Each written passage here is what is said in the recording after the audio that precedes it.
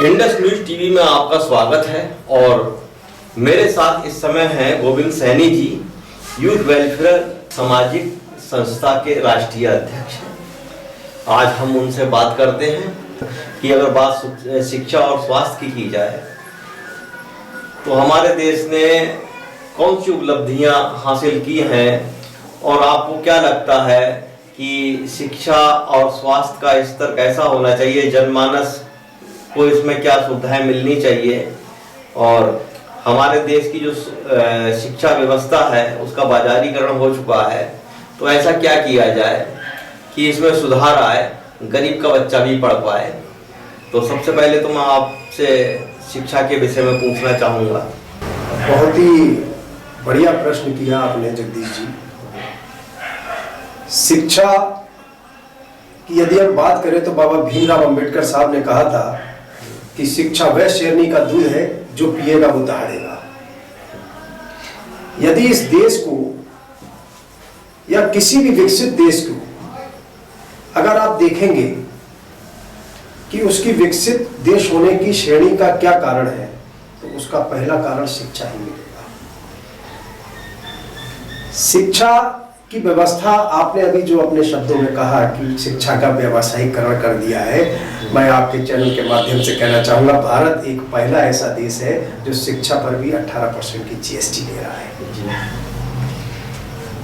यदि मनुष्य के जीवन काल में शिक्षा फ्री हो जाए, हाँ जी, और मैं आपके चैनल के माध्यम से ये जनता को संदेश देना चाहूँगा कि जो भी सरकारी कर्मचारी हैं जी, जो भी इस देश के बड़े उद्योगपति हैं, टैक्स पेयर हैं, उनके बच्चे यदि सरकारी स्कूल में पढ़ने के लिए अनुबंधित कर दिए जाएं, तो मैं समझता हूँ इस शिक्षा का स्तर बहुत अधिक सुधर जाएगा जी। हम इस देश में कुछ भी करना चाहते हैं, हम समाज में कुछ भी करना चाहते हैं, अगर हमारा स्वास्थ्य सही नहीं है हम कुछ नहीं कर पाएंगे। जी बिल्कुल। मैं खुद शरीर सौष्ठव खेल से रहा हूँ, हाँ, और राष्ट्रीय स्तर का खिलाड़ी भी रहा हूँ, और आज भी Uttar Pradesh body building association में प्रदेश का उपाध्यक्ष हूँ, और विभिन्न प्रतियोगिताओं में मुझे बुलाते हैं, साथ सम्मान प्रतियोगिताओं का जजमेंट करने के लिए मैं जाता हूँ। तो मैं यही कहता हूँ कि स्वास्थ्य सफलता की कुंजी है। मेरा अपना मानना इसमें ये भी है कि सरकारें बच्चों को शारीरिक शिक्षा के लिए अनिवार्य करें, और किसी भी नौकरी के लिए आपको स्वस्थ होना प्राथमिकता हो।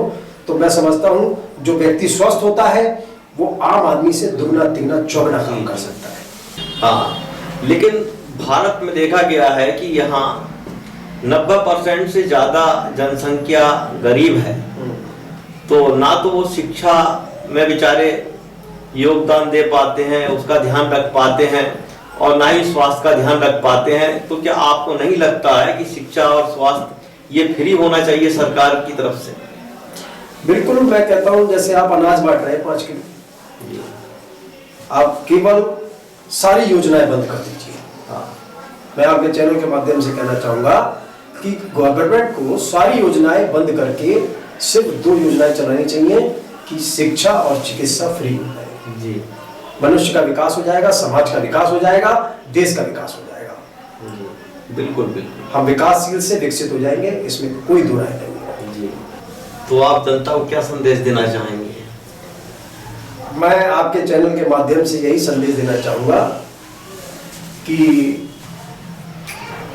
सबसे पहले अपनी निरोगी काया, उसके बाद शिक्षा, और उसके बाद किसी ना किसी एक्टिविटी में जरूर शामिल होइए। अपने देश की संस्कृति इतनी विशाल है कि पूरा विश्व हमारी संस्कृति को मानता है, और हमें बड़ा दुख हो रहा है कि लोग धीरे धीरे अपने देश की संस्कृति को भूलते जा रहे हैं। और बस मैं यही कहना चाहूँगा कि शिक्षा, चिकित्सा और कलाकारों का विकास हो जाए तो ये देश अपने आप विकसित हो जाएगा। विकासशील नहीं रहेगा, फिर विकसित हो जाएगा। बहुत धन्यवाद आपका। तो हमारे साथ इस समय थे गोविंद सैनी जी, यूथ वेलफेयर सामाजिक संस्था के राष्ट्रीय अध्यक्ष। हमने इनसे बात की और बहुत अच्छे विचार इनके लगे, उनको जाना। बहुत बहुत धन्यवाद आपका।